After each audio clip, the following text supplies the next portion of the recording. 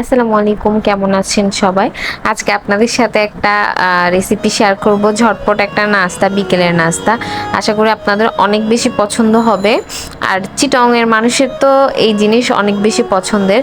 তো প্রথমে আমি এখানে 1.5 কাপের মতো ময়দা নিয়ে নিছি। এরপর এখানে লবণ আর একটু কালো জিরা দিয়ে দিব।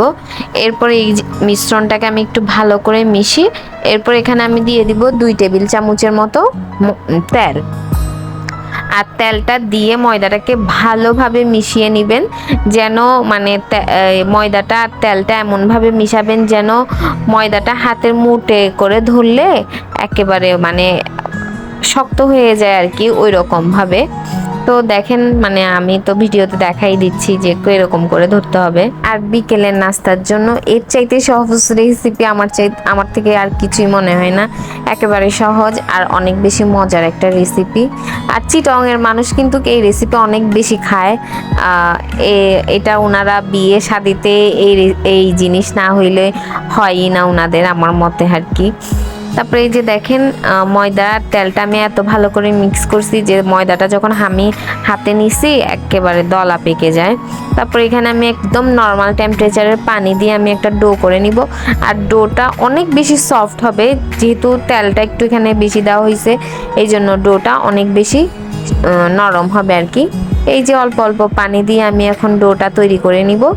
এরপর ডোটা বানিয়ে আমি 5 মিনিটের জন্য রেস্টে রেখে দিব। আর এইদিকে আমি একটা চিনির শিরা বানাই নিব। তো এখানে আমি 1/2 কাপ চিনি নিয়ে নিছি। আর 1/2 কাপ চিনির জন্য আমি 1/2 কাপের চাইতে একটু বেশি পানি দিবেন, না হইলে একটু বেশি ঘন হয়ে যায় আর কি।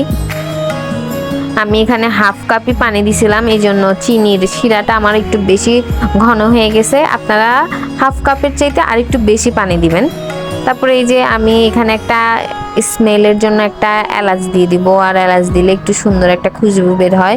তারপরে এই যে আমি কি করব, এটাকে ভালো করে নেড়ে চেড়ে চিনিটা একদম গলে গেলে আর শিরাটা হয়ে গেলে, শিরাটা হলে আপনি যখন শিরাটা হাত দিয়ে ধরবেন 2 হাত দিয়ে, তখন দেখবেন একদম আঠালো আঠালো হয়ে যাবে আর কি। তখনই আপনি ওইটা শিরাটা নামিয়ে ফেলবেন। বেশি ঘন করলে তখন আবার কি হবে, শিরাটা বসে যাবে, তখন আর ভাল লাগবে না আর কি। আর ওই যে খাজাগুলার সব জায়গায় লাগবে না। তারপরে এই যে দেখেন আমার শিরাটা হয়ে গেছে। এই যে দেখেন, এখন যখন আমি হাত দিয়ে ধরবো, এরকম 2 হাত দিয়ে ধরলে একটু আঠালো আঠালো এইরকম লাগতেছে, তখনই আমি শিরাটাকে নামিয়ে ফেলবো। এরপর আমি ওই ডোটা দিয়ে আমি ওখানে আমি 1.5 কাপ ময়দা নিছিলাম। 1.5 কাপ ময়দা দিয়ে আমার এইরকম বড় সাইজের 4টা রুটি হবে আর কি। এরপর আমি এইরকম সেম ভাবে 4টা রুটি করে নিব। এরপরে প্রথমে একটা রুটি দিয়ে এর উপরে আমি কি করব, ময়দা দিয়ে দিব। অনেকে ময়দার সাথে তেলও দেয়, বাট আমি তেল দিব না। আমি কি করব, এখানে ময়দাটাই দিয়ে দিব। ময়দাটা দিয়ে একের পর এক সবগুলা রুটি এভাবে দিয়ে দিব আর কি। একটা রুটি, এরপর উপরে ময়দা, আবার রুটি, আবার ময়দা, এরকম করে 4টা দিয়ে এরপর আমি কি করব, রুটিটাকে পেঁচিয়ে নিব। আর অবশ্যই ভিডিও তো দেখতেছেনি কিভাবে আমি পেঁচিয়ে নিচ্ছি। এই যে এভাবে ভালো করে চিকন চিকন করে প্রথমে করে নেবেন আর কি, বেশি মোটা করতে যাবেন না।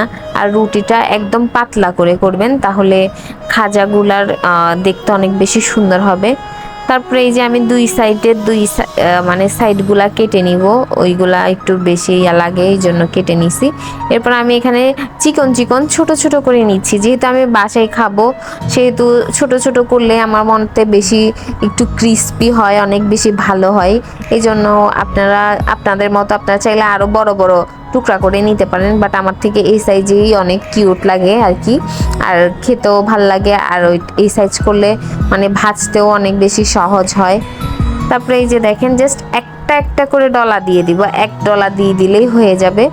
আর এরপরে আমি এগুলাকে তেলে ভেজে নিব। আর তেলটা কিন্তু অনেক বেশি গরম করে নিবেন। এরপর হালকা হালকা আছে, এরপরে খাজাগুলাকে ভেজে নিবেন আর কি।